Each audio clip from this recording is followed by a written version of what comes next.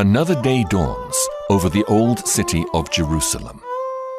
For countless millions throughout the ages, this has been the spiritual navel of the world.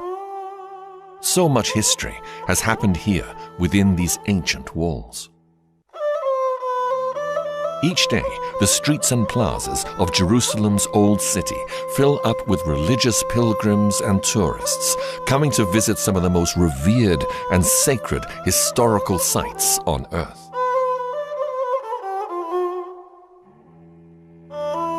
Within this ancient city, once stood the first and second Jewish temples, making Jerusalem the focus of the spiritual longing of all Orthodox Jews. From the Dome of the Rock, Muslims believe that Muhammad ascended up to heaven on a celestial steed, which made Jerusalem forever sacred in the sight of Muslims. And since many of the events in the life of Jesus happened in Jerusalem, it is hallowed ground for Christians as the birthplace of Christianity. When you consider how important the old city of Jerusalem has been to Jews, Christians, Muslims for thousands of years, the visitor to the city may be surprised to find just how small the old city is. In fact, Mark Twain, who came through these gates in 1869, claimed that you could walk entirely around the circumference of the city in 1 hour if you walked briskly.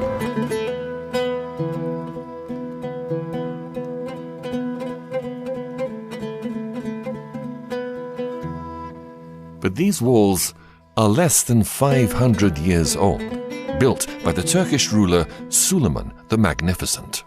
During its long history, Jerusalem has been completely destroyed twice and captured 44 times. The walls, gates, and buildings have been destroyed and rebuilt many times. This is Damascus Gate, one of Jerusalem's busiest and most ornately decorated gates. There are 6 other gates into Jerusalem, making 7 entrances in all.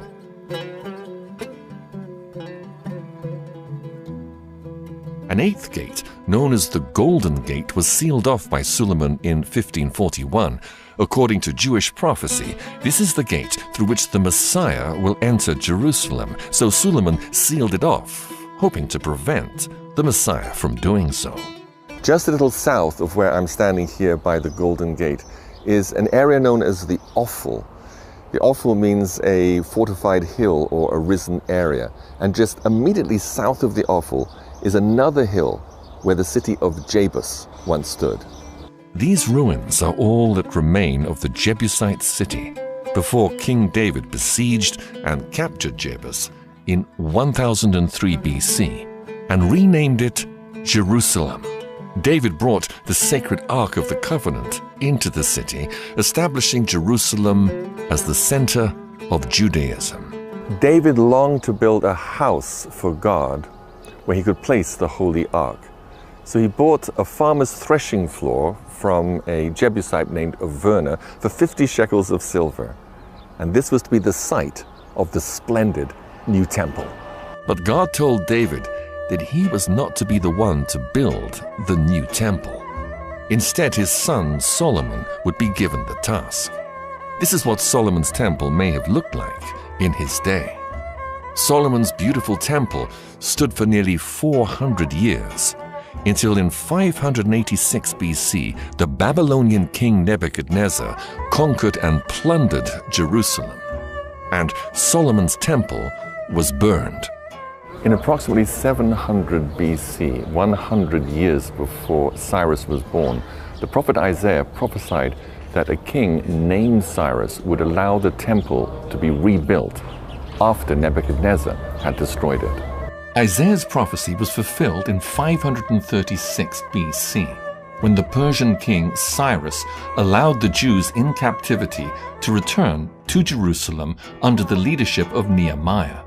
And after the walls were rebuilt, a second Jewish temple was built on the foundation of Solomon's temple by the Jewish leader Zerubbabel. A full 500 years passed before Herod the Great ordered a massive reconstruction and embellishment of the temple. This is a detailed model of Jerusalem and Herod's Temple constructed in 1973 by the famous historian Michael Aviore, on display in the gardens of the Israeli Museum.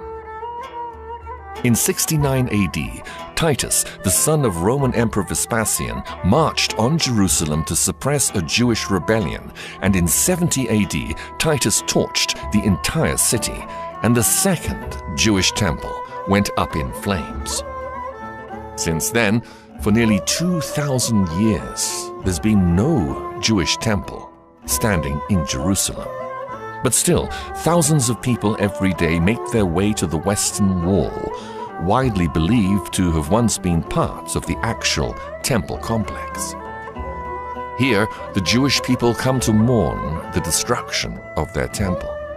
Here they can contemplate the many hardships they have endured throughout their history and pray for the return of the glory of their ancient past.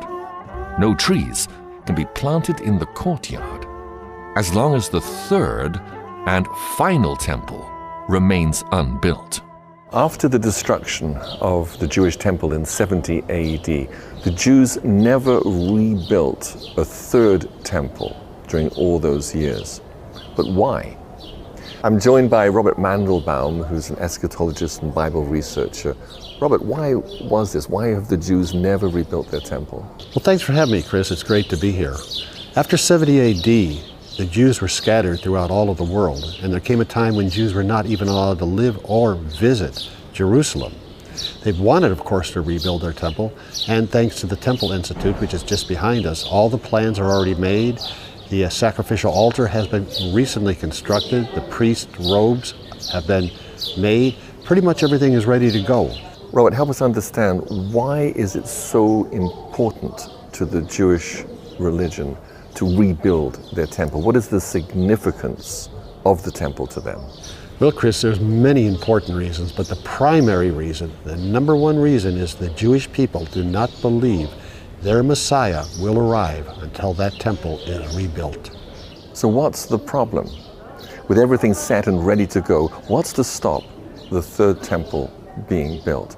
Well, the problem is that building you see over there above the Western Wall. It's called the Dome of the Rock. The Dome of the Rock was built by the Arab Caliph Abd al-Malik in 691 AD. It stands on what is known as the Temple Mount, on the Haram al-Sharif. The Haram al-Sharif is currently the site of the Al-Aqsa Mosque, which has a silver dome, and the Dome of the Rock, which has a golden dome. And it has a tradition from the 12th century of being the place where Muhammad's stepped off of the earth and onto his horse, and then the horse was taken up into heaven, and so was Muhammad. That's a very late source. It is not from the Quran, but it's a traditional Muslim source. It's the Haram. A lot of people call it the Temple Mount, Dome of the Rock, the Al-Aqsa Mosque. It's this incorporated area that I call the Temple Mount platform that is 36 acres that's up on the Temple Mount area. And it's controlled and managed by the Muslims. And the Jews desperately would love to build their temple there. They believe it's somewhere up on that platform. A lot of people say it's the south or the north, or they're not really sure to where the temple was, but most people will say that is the area of where Solomon's and Herod's temples once rested. But what if the Jewish temples never stood on the Temple Mount where the Dome of the Rock now stands? Robert is one of a number of leading Bible experts and researchers that believe that this is indeed the case. Well, Chris, if you look at 2 Samuel chapter 24 and 2 Chronicles chapter 3, they will show you the exact location of where Solomon's temple was built. The thing that's important to understand is the place that David bought from Arvana, the Jebusite, was a threshing floor. The rock under the Dome of the Rock in no way resembles a threshing floor. It's a rough-hewn rock full of holes and just very uneven, and no farmer would ever use that as a threshing floor. What we're really talking about here is the Bible specifically telling us where the temple was built. And Scripture is telling us that the temple was built in the city of David, more specifically in the Jebusite fortress on the threshing floor of Ornan, which is, I would assume, would be very close to the Gihon Springs in some respects. So Robert, if the Jewish temples never stood where the Dome of the Rock now stands, then where were they built? Well, they were built several hundred feet south of the Dome of the Rock in an area called the Ophel. And all you have to do is study some verses out of Nehemiah chapter 2 and Nehemiah chapter 3. And again, it pinpoints and gives a very clear description of where the temple was built. The key word in that verse, Nehemiah 2:15, is brook. I went up by the brook. And if you look at Nehemiah 3:7, it uses the word river. There's only one brook, one river, one stream within 5 square miles of Jerusalem. There is no river, no brook, no running water on the Haram el-Sharif. The only place in all of Jerusalem where there is running water is the Gihon Spring. And where is the Gihon Spring in relation to where we're sitting now? Well, the Gihon Spring is just a few hundred feet south of where we are presently sitting. Do you want to take us down there? Yeah, let's go.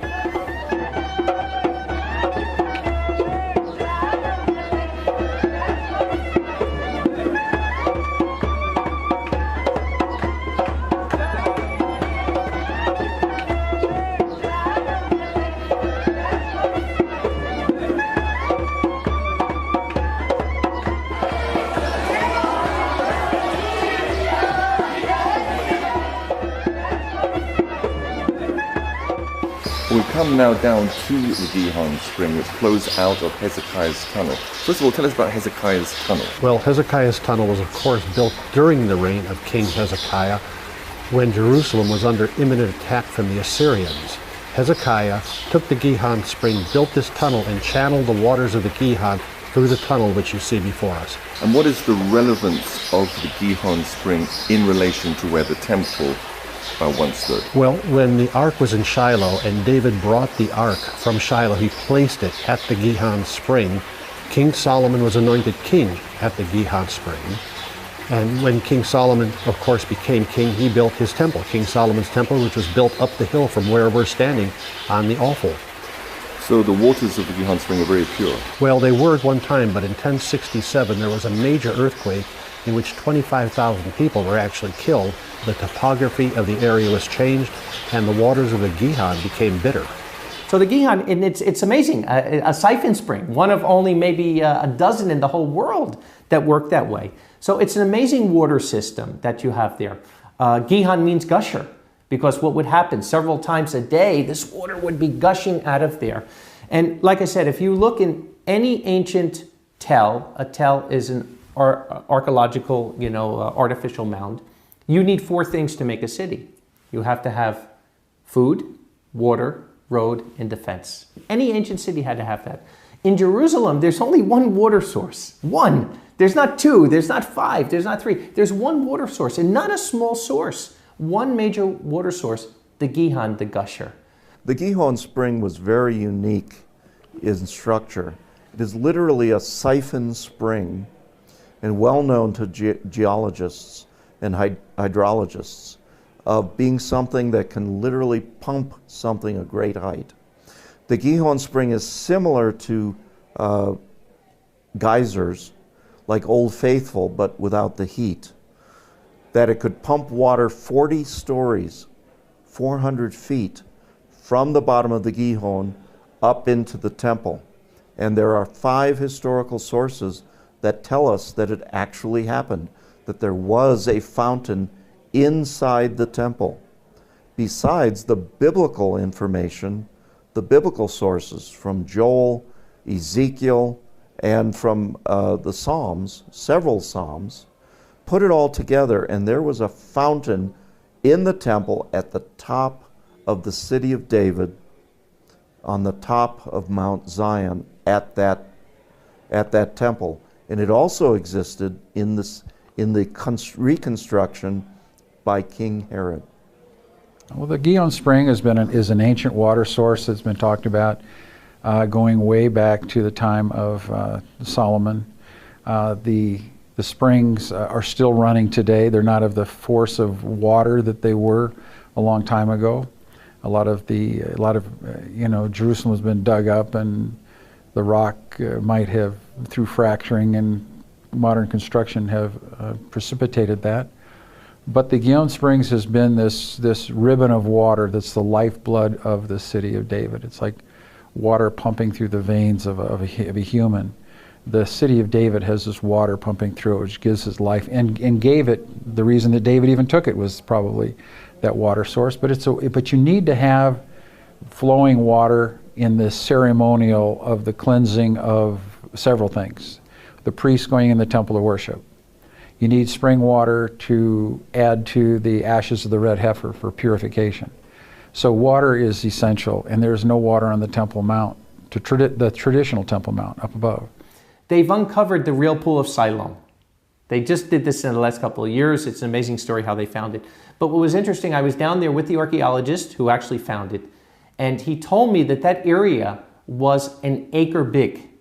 And his words, not mine, he said it's the world's largest mikveh.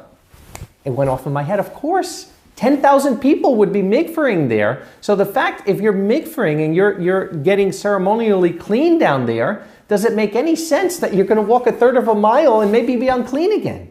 So the temple would have to be close to the mikveh, particularly that it's the biggest mikveh in the world, a 10,000 person acre mikveh where the pool of Siloam is. And yet they found the stairs now, the original stairs from the Herodian period that go back up toward the city of David where the temple would have been. So if the temple stood over the Gihon spring, then how did the buildings up on the Haram al-Sharif, how did they get their water? Well, there's 37 cisterns up there. They're very big. It's not fresh running water, but it's where they collected fresh water that could be used for Titus's 10th Legion. And the Gihon spring actually represents the water flowing from the throne of God in Revelations 22. It flows from under the Holy of Holies, the Ark of the Covenant, and of course the Shekinah glory was between the wings of the two cherubim, which was on the mercy seat.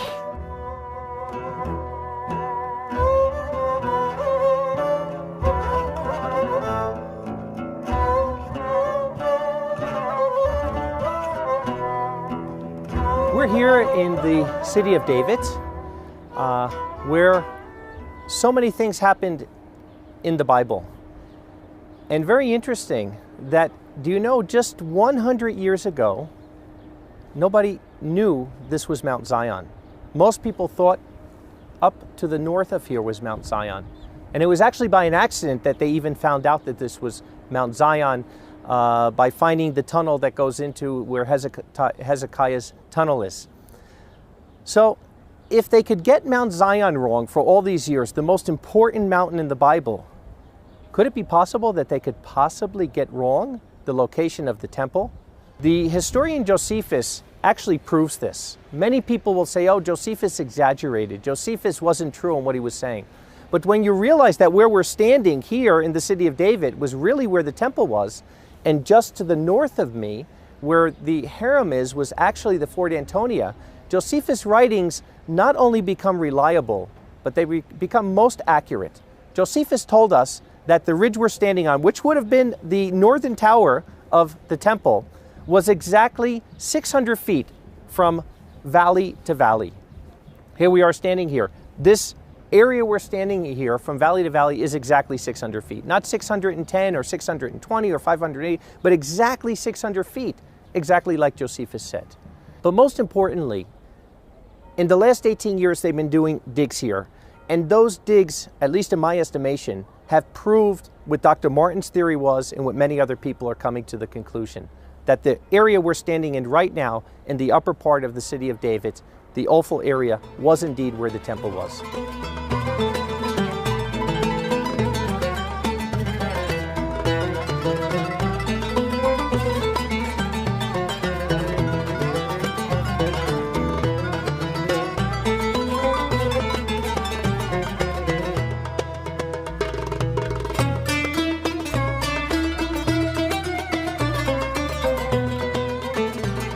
Well, I wanted to film this part of the interview on the Haram al-Sharif, but of course you're not allowed to film there.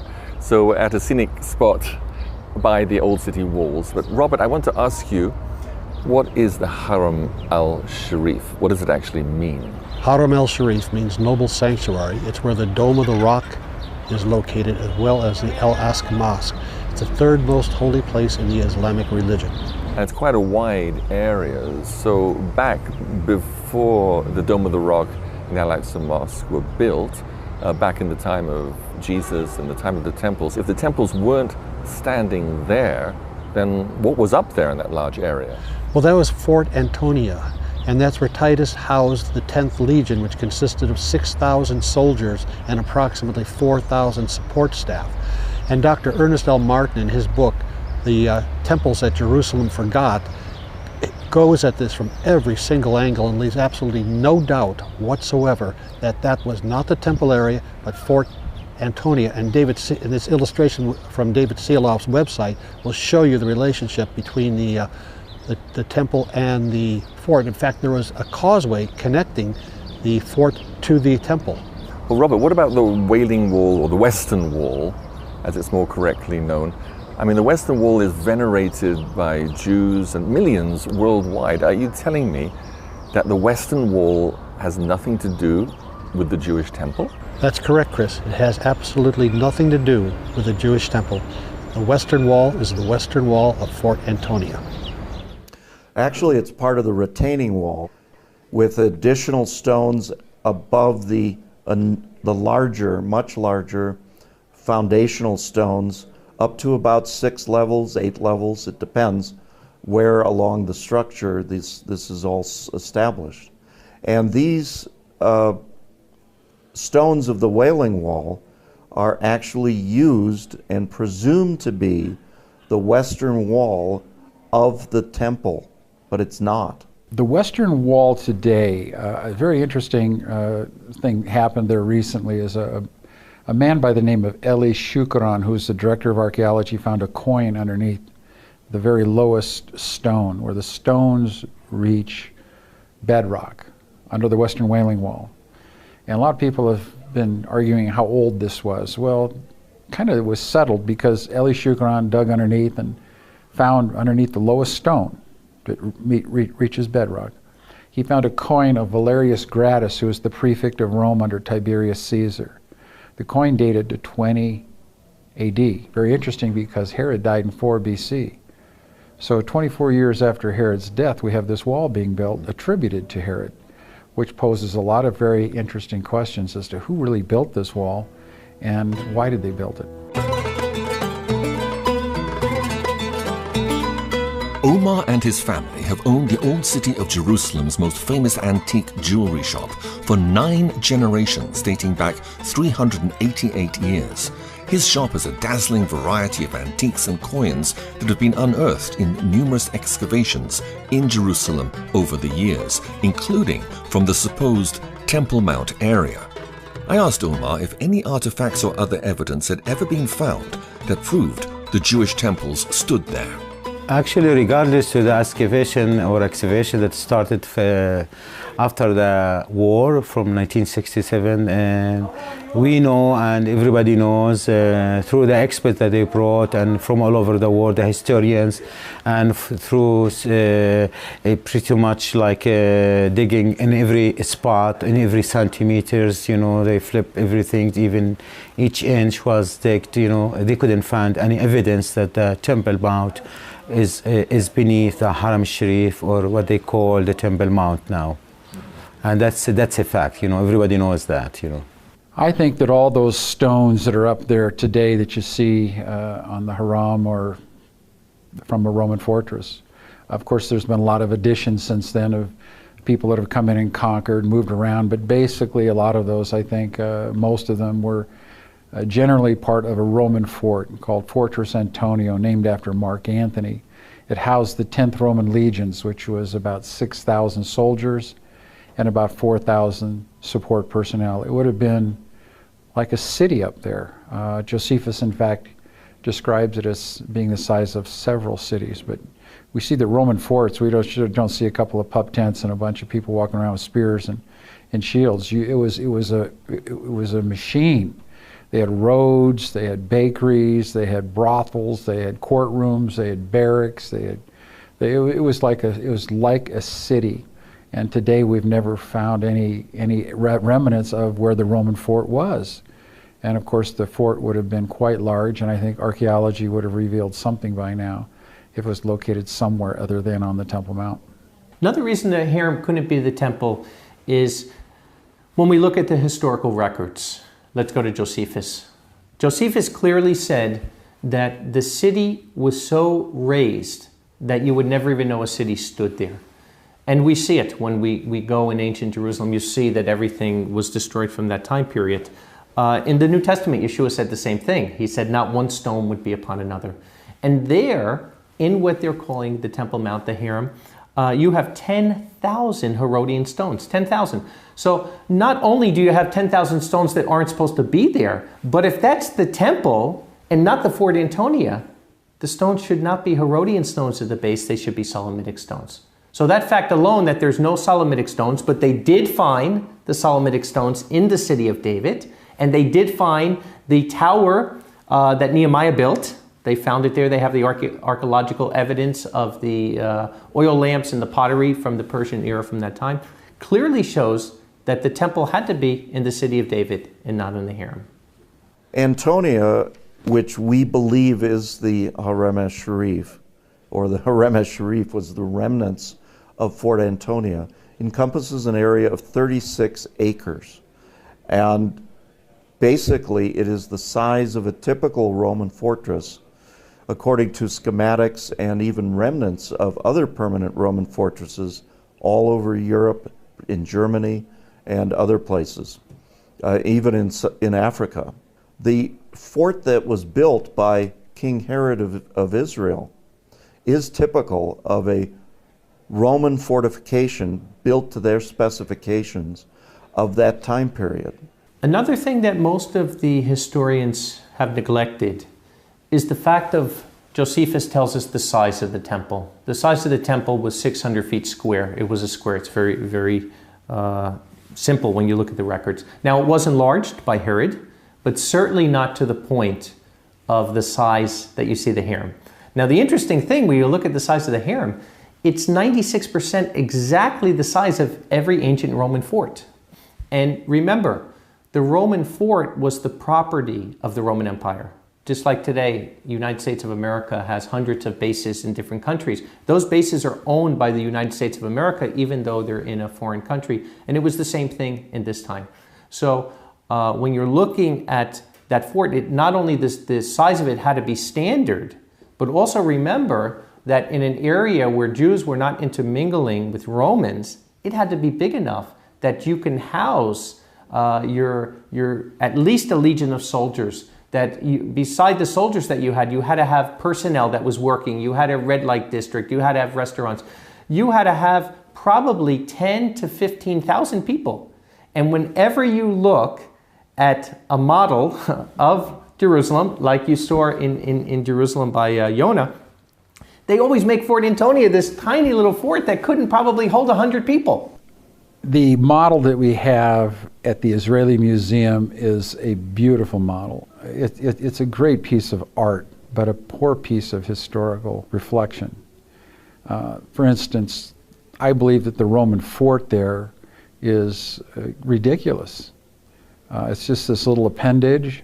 The mighty Roman fortress has been reduced to this small little caricature that they have there in that model. So I don't think that the model maker there made an accurate representation. But what he did do is he's impregnated into the mind of a lot of visitors a warped concept of the size of the Roman fortress and where the Roman fortress is. I'm really surprised that most people don't go up and say, this is ridiculous. What do we have this here for, this size and this dimensions? The Roman fortress was immense. And it wasn't just this small little appendage that they have there, because we know that they had the 10th Roman Legion, which was about 10,000 people. That area could have held maybe a couple hundred people that we have at the model at the Israeli Museum.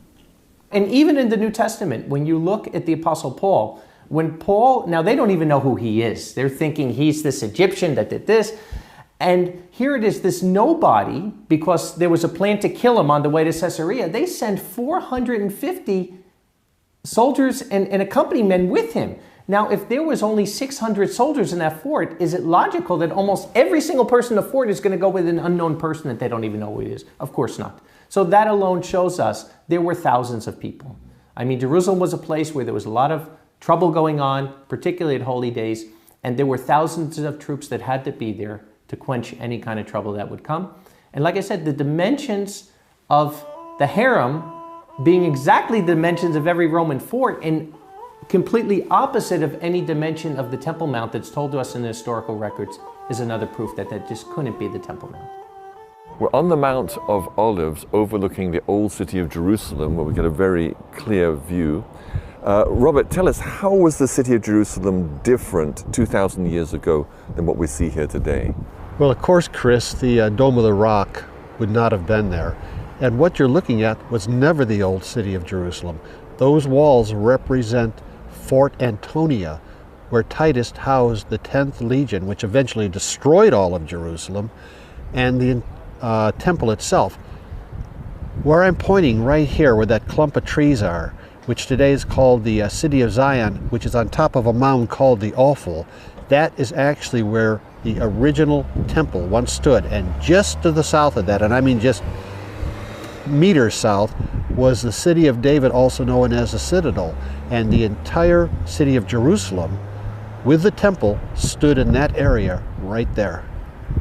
The reason we know that it's there is because Josephus, the Jewish historian, who lived in Jerusalem, and he was there and present at the destruction of Jerusalem, and he saw it in a destroyed condition afterwards, and he was given the Jewish records of King Herod as to the construction of Fort Antonia, and he was given the Roman records in regard to the Jewish wars, who did what when and who destroyed what, and how the war progressed. Josephus was a first century historian. He was Jewish, commander that was conscripted to be sort of a historian of sorts. His writing is impeccably accurate. People say, oh, he's so great of a historian, except when he's talking about the temple. And then he just seems to have this weird perception of history. No, he had a perfect perception of history. He knew where the temple was. He knew it was destroyed down the very foundations. So historians say, well, he was great up until he talked about the temple. But no, he was right about the temple. We have been wrong. So I think we should follow the first century eyewitness as opposed to a 21st century guessing, observant person. He's an excellent, terrific source for the information that that piece of land is Fortress Antonia, because nothing suits that description that Josephus gives us. He says it was larger than the temple. He says it was more massive, bulky, the greater fortifications than the temple. It obscured the temple from the north vantage point if you would approach Jerusalem from the north. And everything fits Fortress Antonia being that structure of the Haram Sharif. Nothing else fits.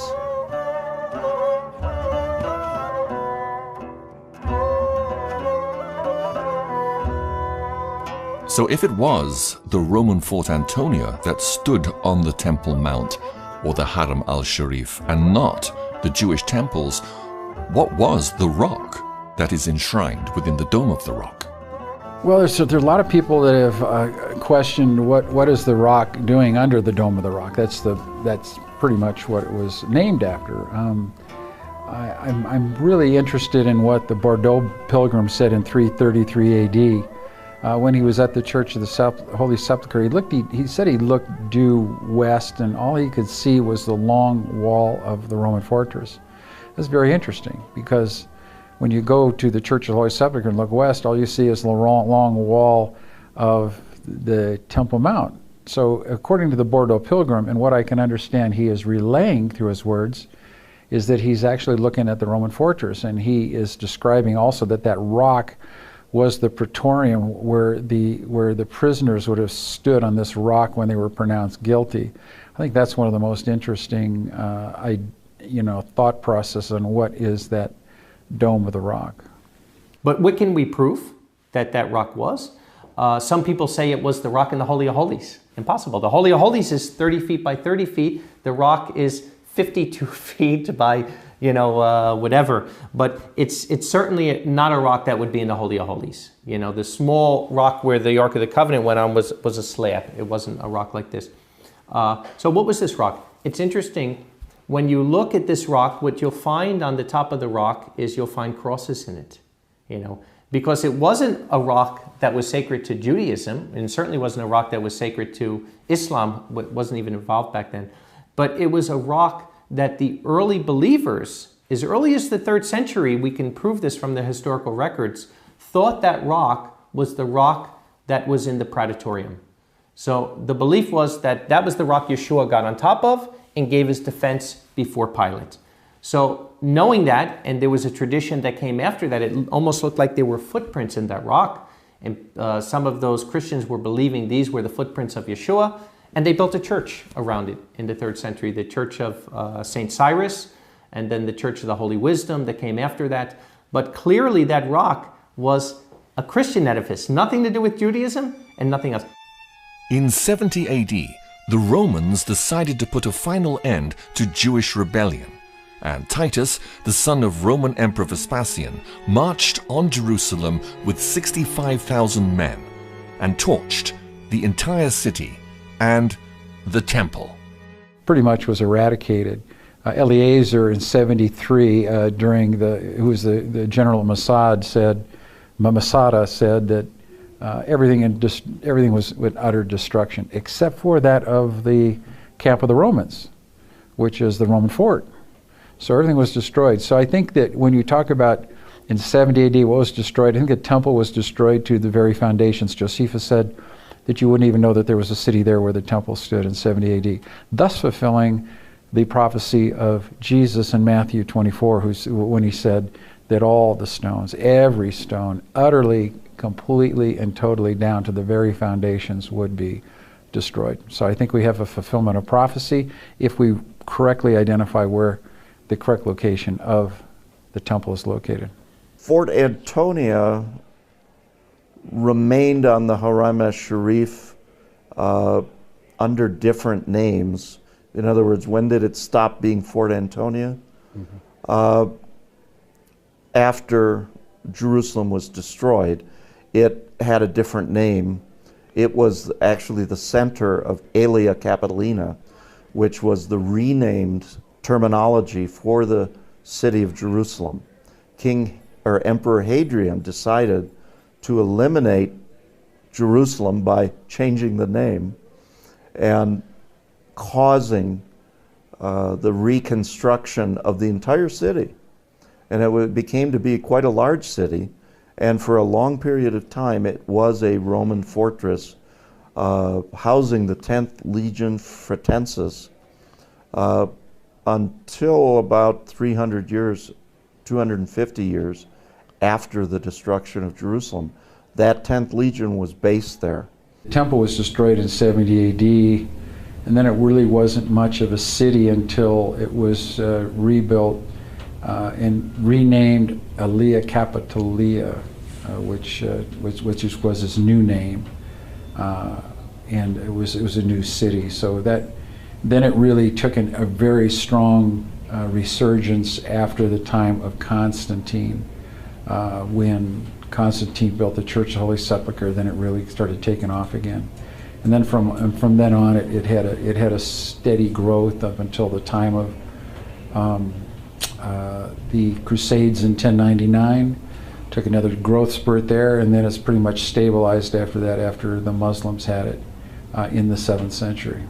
There's a lot of argument as to when people started believing that the temple was on the Temple Mount. My personal belief is that in 1099, when the Crusaders conquered the Temple Mount complex today, and they saw the Muslim dome with the crescent moon on it, they ripped it off.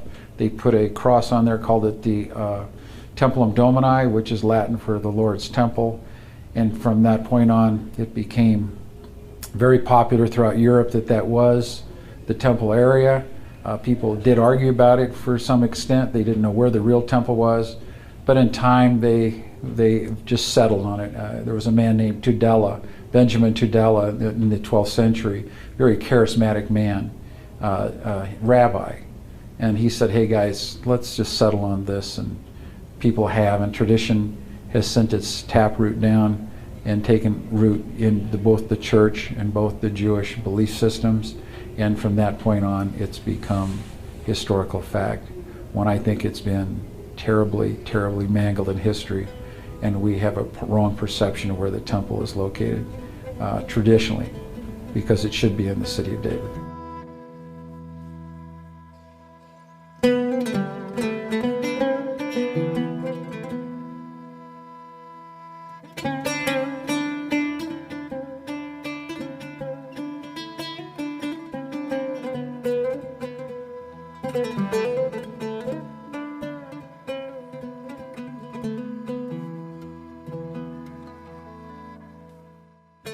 Well, from where we are on the Mount of Olives, we can see behind us the graves of thousands of Jews who wanted to be buried here. Why? Why did they want to be buried right here, right up against the Mount of Olives? Well, according to Zechariah, the Messiah is going to return to the Mount of Olives. The Mount of Olives is going to cleave in half. Half is going to go toward the north, half toward the south. And the Jews as well believe this is where the resurrection is going to take place. But of course, the Jews believe that the Messiah can't come until the temple is rebuilt. So if it could be shown that the temple never stood where the Dome of the Rock now stands, but stood somewhere else, then that would solve the problem. It would, Chris, because that temple right there, the Dome of the Rock, is the most contested piece of real estate in the entire world. It could be a trigger for World War III. And if it could be proved, and not only proved, but accepted, that that temple stood on the offal south of Fort Antonia, it could bring about some type of a peace covenant. What do you mean by a peace covenant? The Jewish prophet Daniel, in Daniel chapter 9, prophesied that there would be a world leader that would arise and would confirm some type of a covenant that would bring some measure of tranquility to the Middle East. Even now, as wars are raging in Yemen, Libya, Syria, Iraq, Saudi Arabia is involved, this would bring about some measure of peace to this situation.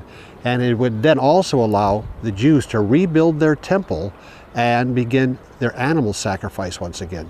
Now, I want to underline that the rebuilding of the Jewish temple is a very important milestone in the sequence of end-time events. And there can be many interpretations of Bible prophecy, who the Antichrist is, when he's going to come, even whether we're living in the end times at all. But when the Jewish temple is rebuilt, then we know for sure that we're in the last 7 years. And we lock in to a very definite sequence of events as foretold in the books of Daniel, Revelation, and many other prophetic passages in the Bible. Yes, the temple's very significant in end-time Bible prophecy. It's where the Antichrist finally declares that he is God, tries to bring about the end of the worship of the true God. It's also where he places what is known as the abomination of desolation, spoken of by Daniel the prophet and quoted by Jesus in Matthew 24. This abomination of desolation, or the image of the beast, as John calls him in the book of Revelation, do we know what it is, or what it's likely to be? Well, there are those who have speculated, and rightly so, that it could be some type of supercomputer combined with what the transhumanists are now pushing forward, as well as changes in the genome system. Science is putting it all together. Never before in world history that we know of has it been possible to track every man, woman, and child. But the Bible does talk in Revelations 13 about the mark of the beast, the famous 666. And somehow this abomination of desolation, it is what is going to be able to put that into practice and try and force people and cause people to take the mark of the beast, that no man may be able to buy or sell, save he that had the mark or the name of the beast or the number of his name. It all comes down to economics, Chris. If you don't have it, you can't buy and you can't sell. But none of this can happen until the third Jewish temple is built. This is an artist's conception of how the temple would look built on the Haram al-Sharif. Already, the Jewish Sanhedrin has appointed the high priest, and everything has been prepared for the ritual of daily sacrifice to resume after almost 2,000 years. And if the Jewish people could accept the overwhelming evidence that the temples never stood on the Haram al-Sharif or the Temple Mount, then construction of the coming temple could begin immediately. But will it? Or is tradition too strong? I think traditions are too strong until an event occurs which makes people really look at the facts. So until that time, I think we're going to have tradition is going to be stronger than historical fact. But tradition can change, but it takes a wrecking ball event to make that change in paradigm. Because like I said, that spirit of tradition overrides the truth. So that's what we're dealing with down there. And that's what I say. What I say is, look, there is enough evidence that I could prove to anybody that the temple was in the city of David and it wasn't on the Hiram. If I'm wrong, prove me wrong. Let's start dialogue. You know, if somebody can start a dialogue, and I've been looking for it for 15 years. You know, I'm not an argumentative person. I'll sit down, I'll listen to what has to be said. Prove me wrong. You know, prove Dr. Martin wrong.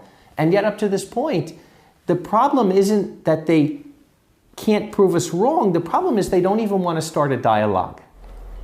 In this film, you've heard the opinions of a few of a growing number of archaeologists, historians, and academics who are convinced that the first and second Jewish temples never stood on the Temple Mount or the Haram al-Sharif. If they're right, then there's nothing to stop the third Jewish temple being built immediately in the city of David on the southeast ridge of Jerusalem.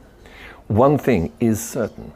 According to Bible prophecy, the temple will be rebuilt, and both Jews and Christians are looking forward to that day.